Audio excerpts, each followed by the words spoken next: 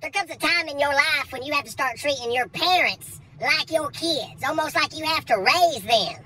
And my mom, she gonna call me 2 weeks ago talking about I need to come pick her up because she's stuck in the drive-thru at Waffle House. I'm like, oh yes, please send me your location because 1, you are really fucked up, or 2, you want a gold mine.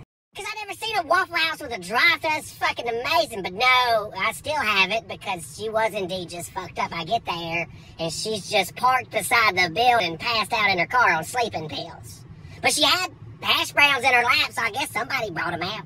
Mom, she's not a pillhead, okay? She just can't handle medication.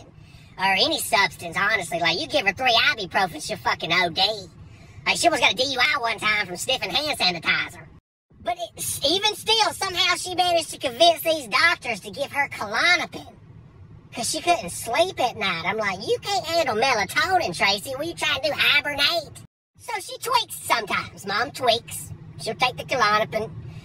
I don't know if she tries to fight the sleep. I don't know if the sleep don't want to come. But she'll tweak, you know, and she'll call you sometimes. She calls me a couple nights ago. And she's like, hey, you're going to have to come get me. I'm on the sleeping pills. And then she hung up. It's 9 o'clock, which was kind of alarming a little bit because that's midnight for her. But I wait, you know, I wait because it's like a Jehovah's Witness at the front door. You don't answer the first time. She might give up. But she don't know. She calls back and she's like, hey, we got to get to the hospital. They think your papa's done had a stroke. I'm like, why the hell didn't you tell me that the first time? I pick her up, and we have to drive an hour to the hospital, which shouldn't be a big deal, except I have to keep her ass awake. Because if she falls asleep on the Klonopin, Mom's in a coma. Mom's in a coma, and everything's fine. So I got the radio all the way up. I got the window down, wind's blowing all in her face. She can't keep her eyes open. She's struggling. She looks like a skydiver with trust issues, you know, just... But it worked, you know, so it ain't stupid if it works, okay? So I get to the hospital. My whole family's there. They got them in this little waiting room. My uncle comes up to me. He's like, it's bad, Dustin. He's like, he can't talk.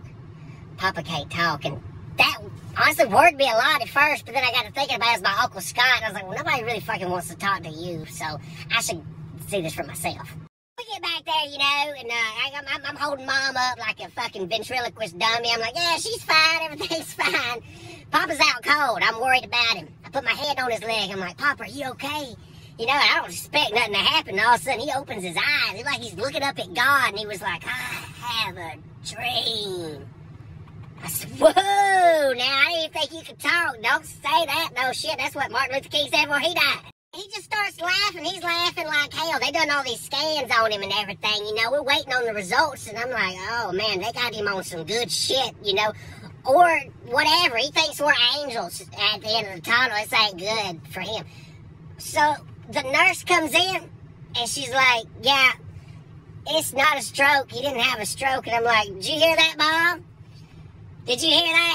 So I have to be the adult in here. And I'm like, I'm not used to asking the question. So what is it? What would it be then if he didn't have a stroke? I was like, what's causing this, you know? And she's like, well, she said, I don't know how to tell you this, but there's an extremely high level of THC in his system. And I was like, what the fuck? Like, damn, Papa, are you high? That's fucking crazy. Because Papa don't even think about weed. Papa doesn't smoke weed. And so, like, what happened was, like, my little cousin was helping him work, and he's a pothead, okay? And Papa keeps gummies on him always for when his blood sugar drops. He'll eat 1 or 7, okay? Well, my little cousin keeps gummies on him, too, but different kind for different reasons. Well, there was a mix-up. Okay, so Papa's blood sugar starts dropping, so he just starts munching on these gummies, thinking he's raising his sugar, but he's really lowering his ass. It puts him out. And he don't wake up until he's in that hospital room. You imagine that kind of fucking high? Imagine waking up in a fucking hospital bed because you were that high. Wow. Now, I'm in here trying to process everything. I'm in there with my mom and my papa, and I'm the only one who is sober. So I'm like, life's fucking crazy, man. Shit comes at you fast, you know? I was like, this should be a teachable moment. I should really tell you guys something. So I'm trying to come up with something. I was like, only thing I could think of to say was like, damn, you got any more of those?